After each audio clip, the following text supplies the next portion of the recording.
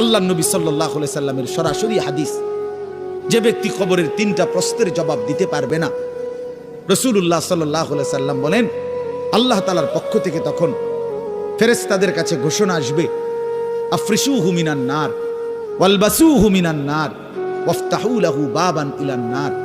আমার এই নাফরমান বান্দার কবরে জাহান্নামের বিছানা বিছিয়ে দাও, জাহান্নামের পোশাক পরিয়ে দাও, আর জাহান্নাম বরাবর তার জন্য কবর থেকে দরজা খুলে দাও। ফেরেশতারা যখন এই কার্যক্রমটা শেষ করবে, প্রথম জাহান্নামের বিছানা বিছায় দিছে, পোশাক পরায় দিছে, জাহান্নাম বরাবর দরজা খুলে দিছে, আল্লাহর নবী সাল্লাল্লাহু আলাইহি ওয়াসাল্লাম বলেন একজন ফেরেশতা এসে তখন ফায়ুদরাবু লাহু বিমিতরাকাতিম মিন হাদিদিন, নবীজি সাল্লাল্লাহু আলাইহি সাল্লাম বলেন তখন একটা লোহার হাতুড়ি, লোহার গুর্জ, লোহার হাতুড়ি দিয়ে একজন ফেরেশতা তাকে একটা আঘাত করবে। কি আঘাত, কোথায় আঘাত করবে? সরাসরি হাদিসের শব্দ, দরবাতান বাইনা উযুনাইহি, তার 2 কান বরাবর একটা আঘাত করবে।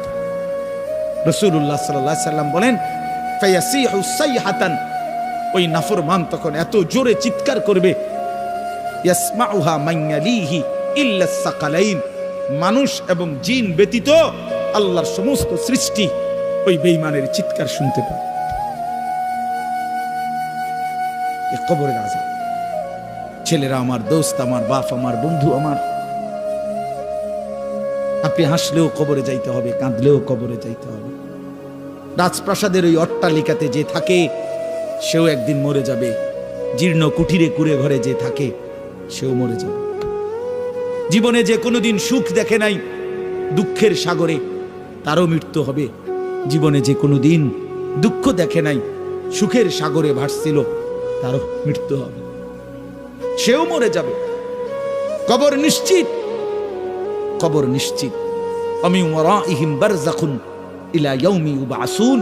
আল্লাহ তাআলা মৃত ব্যক্তিকে বলবে, বান্দা, কোরআন শরীফের আয়াত, এখন থেকে নিয়ে ইসরাফিলের ফুঁতে হাসরের ময়দানে উঠানো পর্যন্ত বারজাখ মানে কবরের জীবনে পড়ে থাকো।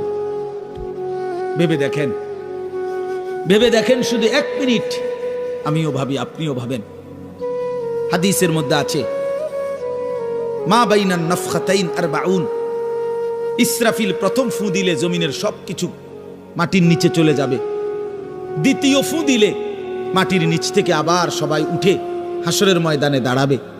তো নবীজি সাল্লাল্লাহু আলাইহি সাল্লাম বলছে এই 2 ফুঁয়ের মাঝখানে ব্যবধান হবে 40। তো মুহাদ্দিসিনে কেরাম, ওলামায়ে কেরাম বলেন কেউ কেউ এই 2 ফুঁয়ের মাঝখানে ব্যবধান হতে পারে 40,000 বছর। তাহলে ধরে নেন সর্বশেষ যেই লোকটা কবরে গেছে, যদি তার কবরে আযাব হয় তাহলে তার কবরের আযাব ভোগ করতে হবে 40,000 বছর।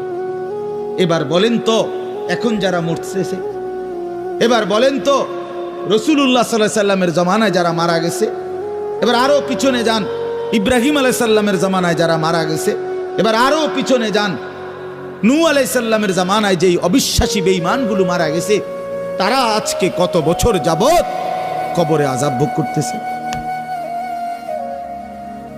বুঝছেননি আমার কথাটা? হ্যাঁ, কোরআন শরীফে আছে ওমান আ'রাযা আন যিকরি ফাইন্না লাহু মাঈশাতান যানকা ওয়া নাহশুরুহু ইয়াওমাল কিয়ামাতি আ'মা। আল্লাহ বলেন আমার স্মরণ থেকে যে মুখ ফিরায় নিল, আমার বন্দিগি, আমার ইবাদত, আমার হুকুম পালন, আমি তার জীবন করে দেব সংকীর্ণ এবং তার হাসরের ময়দানে উঠাবো অন্ধ। এই জীবন সংকীর্ণ করার একাধিক তাফসির, এর মধ্যে একটা তাফসির হলো এইটা যে আল্লাহ জীবন সংকীর্ণ করে দিবে, মানে তার কবরের মধ্যে তার কবরটাকে একেবারে সংকীর্ণ করে দিবে। আল্লাহ রাসূল বলছে নাফরমানের কবর রাইখা যখন ফেরেশতা চলে যাবে, কবর ডান পাশের মাটি তারে একটা চাপ দিবে বাম দিকে, বাম দিকের মাটি এক ডান দিকে, আল্লাহর কসম ডান পাশের হাড্ডি পাঁজর ভাঙ্গা ডান দিকে বাম দিকে চলে যাবে, বাম দিকের হাড্ডি পাঁজর ভাঙ্গা। রাসূলুল্লাহ সাল্লাল্লাহু আলাইহি ওয়াসাল্লাম বলছে বন্ধু দেখেন হাত্তা তাখতালিফা আদলাউহু, এই 2 আঙ্গুল যেভাবে একটার ভিতরে ঢুকে গেছে, খোদার কসম ডান পাশের হাড্ডি পাঁজর বাম পাশের হাড্ডি পাঁজর এইভাবে একটার ভিতরে ঢুকে যায়। এটার অর্থ এটা। হ্যাঁ, রাসূলুল্লাহ সাল্লাল্লাহু আলাইহি সাল্লাম একদিন হযরত বারা ইবনে আযিব রাদিয়াল্লাহু তাআলা আনহু থেকে বর্ণিত, নবীজি একদিন এক সাহাবীর জানাজা পড়তে গেছেন। জানাজা পড়তে গিয়ে খালি কবরের সামনে কিছুক্ষণ দাঁড়াইছেন। তখনও ওনারে কবরে রাখে নাই, জানাজাও পড়ায় নাই। নবীজি আগে গিয়া কবরটার সামনে দাঁড়াইছে। হযরত বারা ইবনে আযিব বলেন, আমরা নবীজির সাথে ছিলাম। আল্লাহর নবী সাল্লাল্লাহু আলাইহি সাল্লাম কবরের খালি এই কবরে দেখা অঝরে কাঁদতে শুরু করছে। আমরা সবাই সাহাবীরা নবীজির সাথে কাঁদতে শুরু করলাম। অনেকক্ষণ কাঁইদা নবী